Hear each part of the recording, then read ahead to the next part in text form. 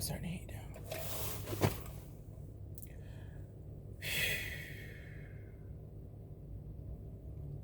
I'm a Cancer moon, y'all. So if you have just a little inkling of curiosity into astrology, numerology, like it's the spiritual realm, the spiritual world, like I suggest you get your birth chart done. And like get your birth chart interpreted. It might be like $25, $35, like some people charge. So,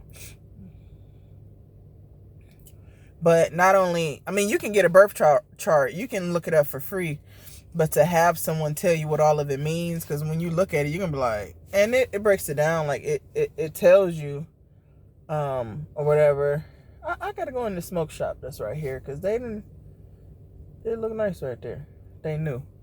Heading into the Chinese food spot, picking some blah, blah, blah, blah, blah. I was just so triggered. I can't even talk, and I'm trying to talk like I'm normal, but I know y'all see the tears that just was running down my face as I was driving, like, you know, having another silent a silent moment, and like I was just bombarded with a lot of emotions. But I was saying that about your birth chart because I'm a Cancer moon. So like my soul is very watery. My soul is very nurturing. My soul is a homebody. My soul is like a grandma, but very sensitive. If you know a Cancer, then you know. They're the crybabies of the zodiac. And when I tell you I'm always crying, I'm always crying. But it's not always that I'm hurt. You know, I cry for different emotions. Like some people only cry when they experience hurt or pain. I cry when I'm happy. I cry when I get excited. I cry when I get triggered. I cry when I'm angry. I cry when I'm happy. Like I just be crying. But anyway. So I was just triggered because you know, it's Friday. The panhandlers, we lived in Arizona, so that's what they called them in Arizona. They had a title. They were the panhandlers, the people who stand on the roads, and when you get off the highway, they're on the off-ramp, standing there with their sign, and they're asking for a monetary gift in donation. I mean, they're asking for a monetary donation, and in return, you'll get God bless you. Okay, I'm good with that. But the song was playing. It was Kiki Wyatt and Avant was playing, and it was there's nothing in this world I wouldn't do for you, boy. And I'm not a singer, but y'all get that point. It was that song. And when nobody say I got you, babe, and it was just like singing. I was just singing along and woo, and I was just jamming. And then I was just overcome with the emotion because I seen a panhandler, and I was like, you know, I gave my brother $2 earlier when I was getting off the ramp to go to work. I gave my 10% for today already. So I didn't like make eye contact. Like, you know how like you don't make eye contact with them if you don't got it or you don't want to give it. You don't look that way where they standing at, and then hopefully if you can be in another lane, then you. But when you that lane right there where they're standing, you just.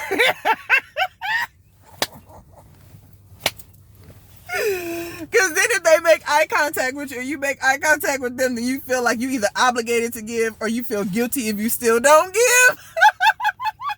But I make a joke of it because joking is one of my coping mechanisms, and my daughter always points that out. But I make a joke of it, but I grew up with a woman who would be negative. She had negative responses to the panhandlers. And we know old Joe gonna go buy him a 40 ounce of OE with the $2 you give him. But, you know, hey, I gave. You know, I gave, and I feel like my belief is, and I'm being for real. I believe that once it leaves my hand and my intentions were good. Like, my intentions is to help that brother get a meal. My intentions is to help that brother, I don't know, be able to get a room for the night, or pay somebody to let him stay in one of their rooms or something. Like, I don't know. But my intentions come from the heart. You know, I just give because I know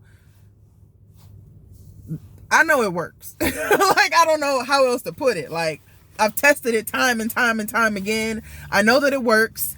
So I was having a mixture of emotions, and the happy part that I was feeling was, wow, I'm so grateful that I became the woman that I am, and I don't judge those people. I don't yell and cuss at those people and say things like, you want one of these kids back here? Because that's where my money going. Like, I mean, I don't want to get on and, you know, I'm not bashing the woman who raised me. I'm not, because I'm very, very, very grateful. I just more so like pray for her and pray for the parts of herself that she doesn't want to face because it's so ugly. And because she doesn't want to face it because it's so ugly, she can't heal from it. And she can't learn to love the ugliness that's within the beautiful person that she is.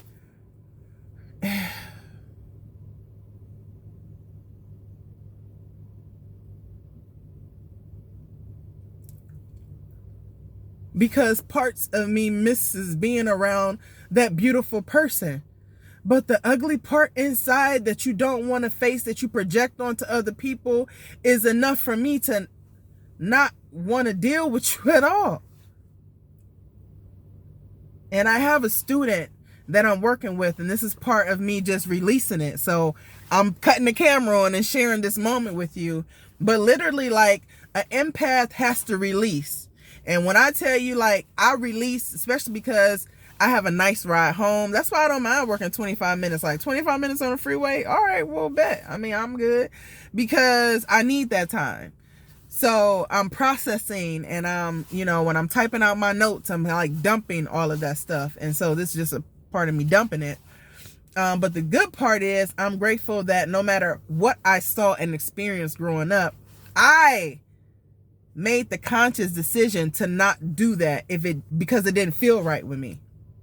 Whenever we would be sitting in the car and, you know, hey, sister, you know, you got a little bit of change, and I ain't got no change, go get you a job. I work hard for my money. You see, I got kids. You see these kids back here? She'll roll the window down like, and we back in that motherfucker like,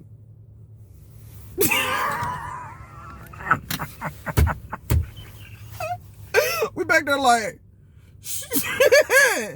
what the fuck? Like, are you auctioning us off to the crackhead in front of the liquor store? Anyway, I'm sorry. Anyway, but ain't no way in hell I'm doing it to my children and invoking that kind of fear. See, the thing about it is, that fear didn't feel good to me. So why would I do it to my children? I know how it made me feel. So I just learned to give instead of being that person. And the rewards that I've reaped because of that, like, some days I'll give my last.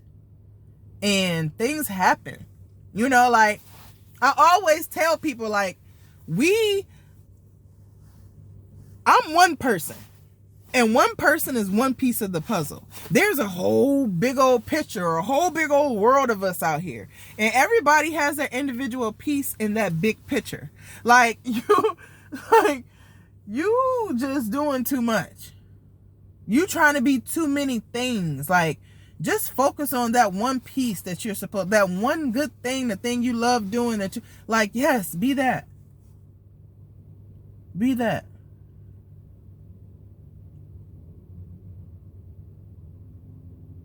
But I'm just sitting here rambling at this point, and I kind of lost my train of thought. But I'm grateful that I've learned to give. I don't judge. Once it leaves my hand, I believe that, hey, whatever their intention, if their intentions weren't pure, like if they are out here with a fake ass sign, with a fake ass sob story, with their little dog Jojo right there, that's supposed to be like a rescue animal, and they got all of this, like, and they just want to go get high, that's on them. Okay, well, I mean, my blessing's still gonna come to me because I gave with a pure heart. So, yeah. But I was just thinking that the sad part is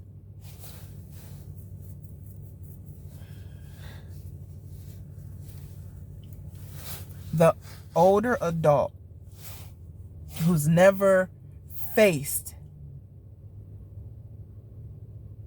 that ugliness inside of them and healed it and learned to love it in its ugliness, because it makes you who you, the beautiful person you are.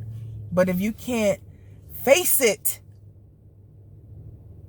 then your entire life you're projecting onto people who want to love you. Your entire life, you're addicted to the pain so much that you're willing to push the people away who love you the most.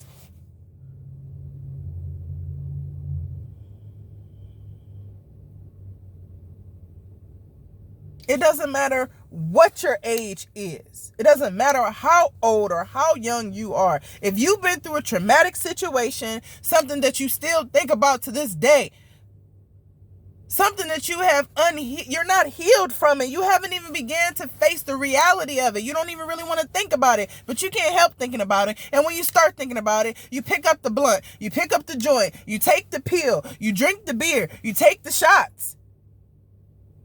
But you don't just sit in it. And it's time to start sitting in our shit. Because out of all of the years and all of the decades of pain we've beat our bodies up. We haven't fed ourselves on a cellular level. We haven't learned any real discipline when it comes to what our body needs. We haven't even listened. We haven't even paid attention. We're listening to the doctors and they're prescribing us prescriptions and medications, and we're taking that and we're ignoring what our body is saying. And we continue to do it over and over and over again. And we're not facing it. We're not even trying. We don't even want to hear you when you come try to tell me how to change.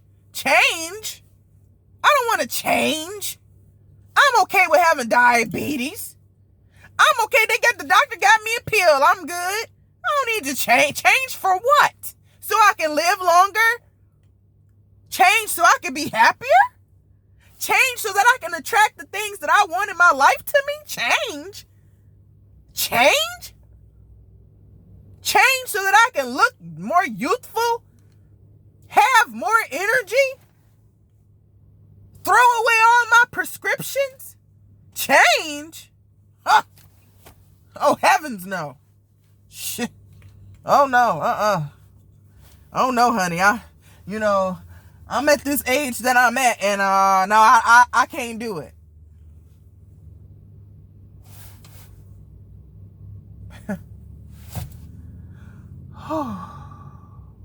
Lord help us. Lord help us.